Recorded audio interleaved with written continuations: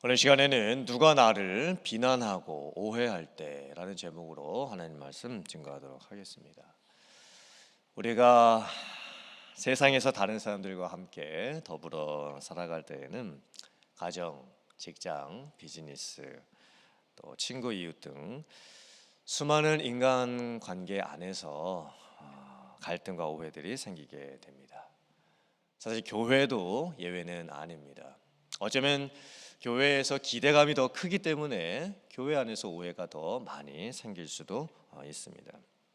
아무리 믿음이 좋으신 분들도 오해를 받으실 수도 있고, 또 저와 같은 목사님들도 많은 오해와 심지어 비난까지도 받는 일이 생길 수가 있습니다. 어쩌면 토요서역 예배에 나오시는 여러분들이 우리 교회에서 가장 봉사도 많이 하시지만 또 가장 많은 오해도 받으시는 분들이실지도 모르겠습니다. 자칫하면 갈등, 분열, 싸움까지도 벌어질 수 있는 상황에서 어떻게 하는 것이 가장 지혜로운 방법일까요? 특별히 교회 안에서 비난과 오해, 갈등, 분열들의 모습이 나타날 때에 어떻게 하면 교회를 든든하게 지켜 나갈 수가 있을까요? 오늘 고린도후서 10장의 말씀은 바울 사도가 자기의 사도권을 변호하고 자기에 대해서 오해하고 있는 고린도교회 성도님 중에 일부 사람들에게 권징을 하는 내용입니다. 고린도교회 성도님들 중에서 어떤 분들은 바울 사도를 이렇게 오해를 했습니다. 바울 사도가 편지를 쓴 것을 내가 읽어볼 때는 무게감도 있고 힘이 느껴지는데 바울 사도를 직접 만나서 대화를 나눠보면 그가 하는 말이 좀 약하고 또 시원하지도 않다, 이렇게 오해를 하고 있었습니다. 사실 바울 사도는 글솜씨만 있고 말솜씨가 없는 사람이 아닙니다. 왜냐하면 선교를 다니고 각 도시를 방문하고 많은 사람들을 만나면서 전도도 했고 또 철학자들과 논쟁까지도 했고 십자가와 부활의 복음을 전할 때에 담대하게 전했습니다. 그런데 왜 고린도교회 성도님들은 바울 사도가 편지는 잘 쓰는데 말솜씨는 없다, 이렇게 오해를 하고 있었을까요? 바울 사도가 1절에서 그 오해를 이제 풀어주고 있죠. 바울 사도는 일부러 사람을 직접 만나서 대했을 때는 유순하게 대했습니다. 부드럽게 대해 주었습니다.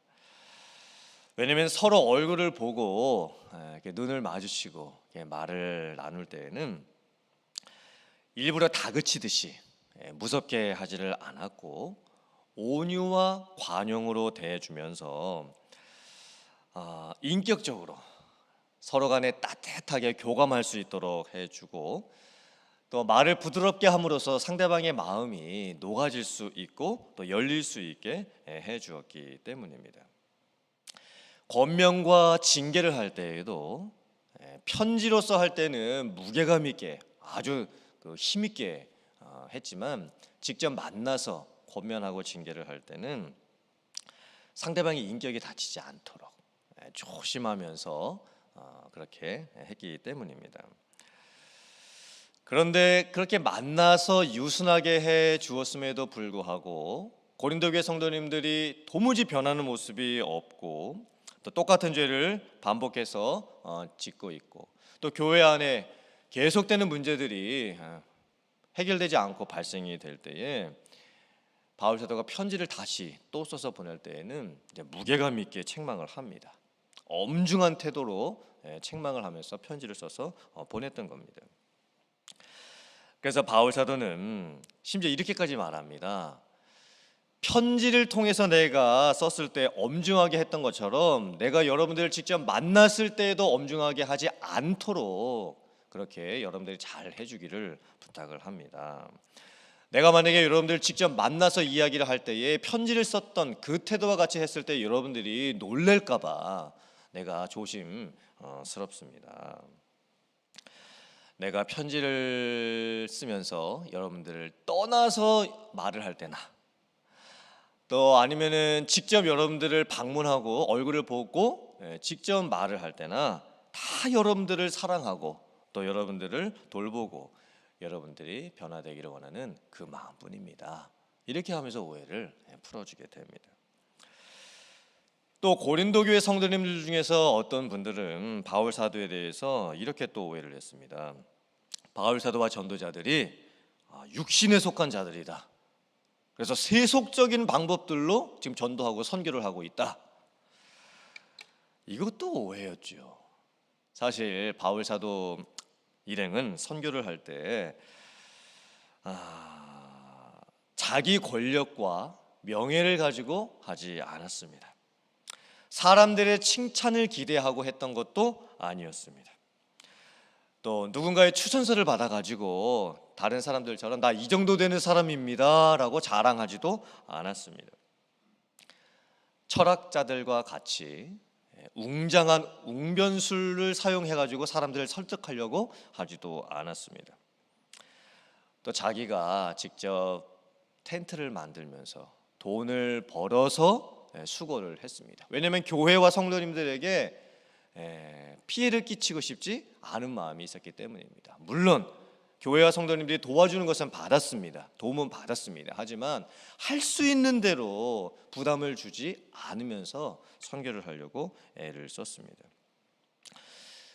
그랬음에도 불구하고 고린도 교회 성도님들 중에 일부는 바울 사도와 그 일행이 인간적인 술수를 쓰면서 세속적인 방법으로 선교를 한다고 폄하를 하고 있었던 겁니다. 바울 사도가 이런 비난을 받을 때, 이런 오해를 받을 때 얼마나 그 마음이 힘들었겠습니까? 당장 쫓아가서 자기를 비난하고 오해하고 있는 사람들하고 아마 싸우고 싶었겠죠. 그게 아니라고 또 말해주고 싶었겠죠.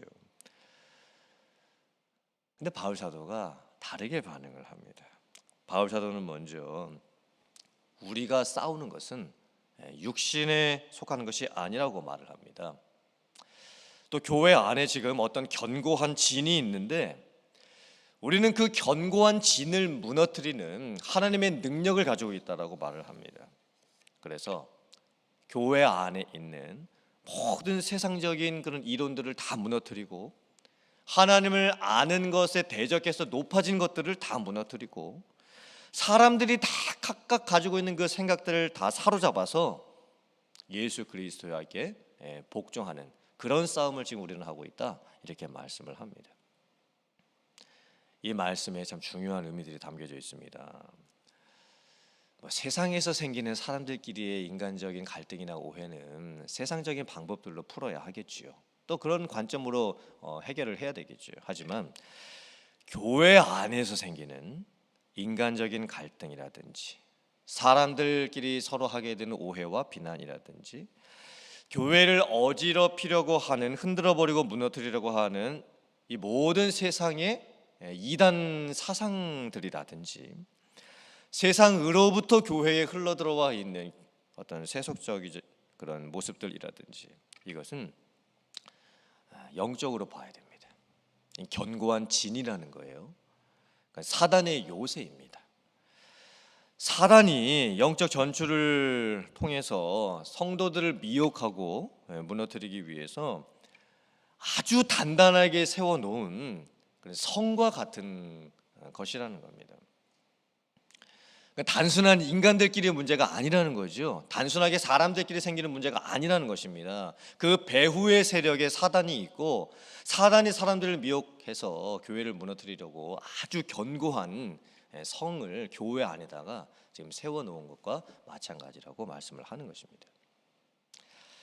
에베소서 6장 10절부터 12절 말씀입니다. 끝으로 너희가 주 안에서와 그 힘의 능력으로 강건하여지고 마귀의 관계를 능히 대적하기 위하여 하나님의 전신갑주를 입으라. 우리의 씨름은 혈과 육을 상대하는 것이 아니요 통치자들과 권세자들과 이 어둠의 세상 주관자들과 하늘에 있는 악한 영들을 상대함이라.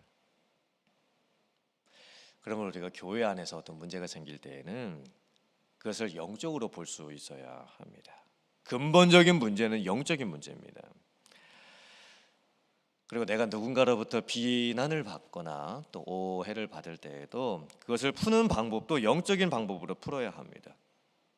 내가 오해받을 때, 내가 비난받을 때 그 사람 찾아가서 따지거나 재판하는 듯이 풀면 안 됩니다. 왜 이런 일이 일어났을까? 왜 이런 오해가 서로 간에 생기게 되었을까? 왜 나와 저 사람의 관계가 이렇게 힘들어졌을까? 교회 안에서 왜 이런 일들이 계속 반복해서 일어나는 것일까? 지금 사탄이 우리를 시험하려고, 사탄이 교회를 이간질시키고 무너뜨리려고 지금 교묘하게 우리들을 시험하고 있는 것이구나, 이렇게 생각할 수 있어야 합니다. 그리고 싸우되, 우리가 세상에서 싸우는 것처럼 그런 인간적인 방법으로 싸우는 것이 아니고, 우리의 싸움의 무기 또한 말과 혀에 있는 것이 아니라, 칼과 방패를 하는 것이 아니라 하나님의 전신갑주를 입고 싸울 수 있어야 합니다. 하나님의 전신갑주가 무엇일까요? 구원의 투구를 쓰고, 의의 호심경을 가슴에 붙이고, 진리의 허리띠를 띠고, 복음의 신발을 신고, 그리고 믿음의 방패를 가지고, 또 성령의 검, 하나님의 말씀으로 하나님의 전신갑주를 입고 싸울 수 있어야 합니다.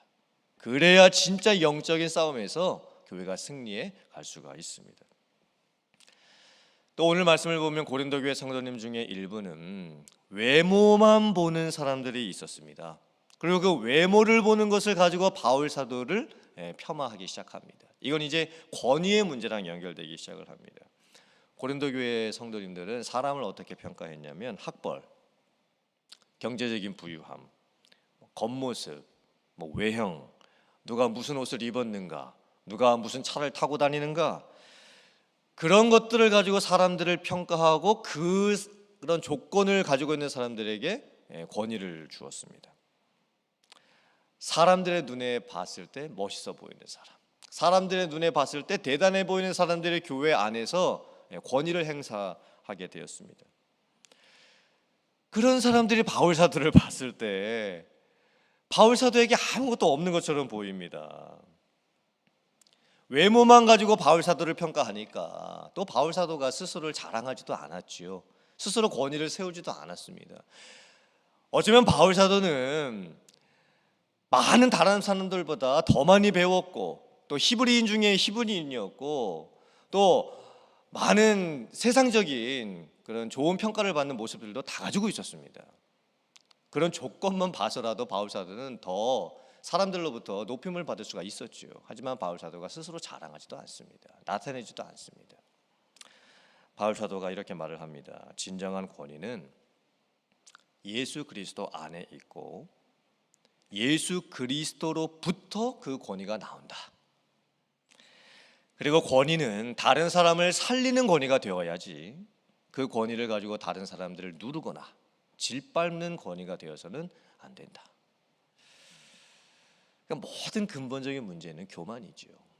하나님을 대적해서 높아진 각각 사람들이 가지고 있는 자기가 마치 무엇이 된 것처럼 착각하는 그 교만이 문제입니다.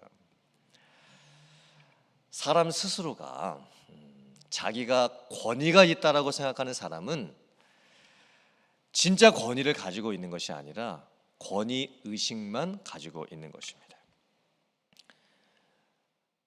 하나님 앞에서 우리가 무릎을 꿇고 겸손하고 항상 기도하고 십자가를 생각하고, 예수님께서 십자가 앞에서 당하셨던 그 멸시, 조롱, 핍박, 비웃음, 그 모습을 우리가 본받는다라고 한다면, 예수님 앞에서 우리가 내 자신을 낮추면 예수님께서 우리에게 권위를 주십니다.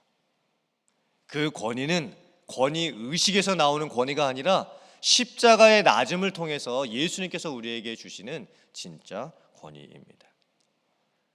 그 권위를 가지고 우리가 교회에서 서로를 섬기게 될 때 서로에게 복종할 수가 있습니다. 나이의 차이에 상관없이, 또 교회 직분의 그 높낮이에도 상관이 없이 목사님도 성도들에게 복종할 수 있고, 또 서로 간에 복종을 할 수 있습니다. 서로가 서로를 세워줄 수도 있고, 그러면서 교회가 세워져 갈 수 있게 되는 것입니다. 그러므로 사랑하는 성도님들, 혹시나 여러분들 가운데 교회 안에서 생기는 여러 가지 인간관계 갈등이 있거나 또 오해를 받는 모습이 있거나 심지어 나를 비난하는 모습이 내 귀에 들릴 때에 그래서 영적으로 풀어가시기를 바랍니다. 그리고 우리 교회 안에 생기는 또 이 지상교회 안에 생겨지는 여러 가지 모습들 여러분들이 살필 때에 뭐 뉴스에서 들리는 여러 교회에 대한 그런 부정적인 기사들이 여러분들을 보게 될 때에 교회를 위해서 기도해 주시기를 부탁을 드립니다. 그리고 우리가 하나님 앞에서 낮아지고 겸손해지고 권위 의식을 내세우는 사람들이 아니라 예수님께서 우리에게 주시는 권위를 가지고 주님께서 핏값으로 세우신 그 교회를 잘 섬겨갈 수 있는 여러분들 다 되실 수 있기를 주님의 이름으로 축원합니다. 아멘.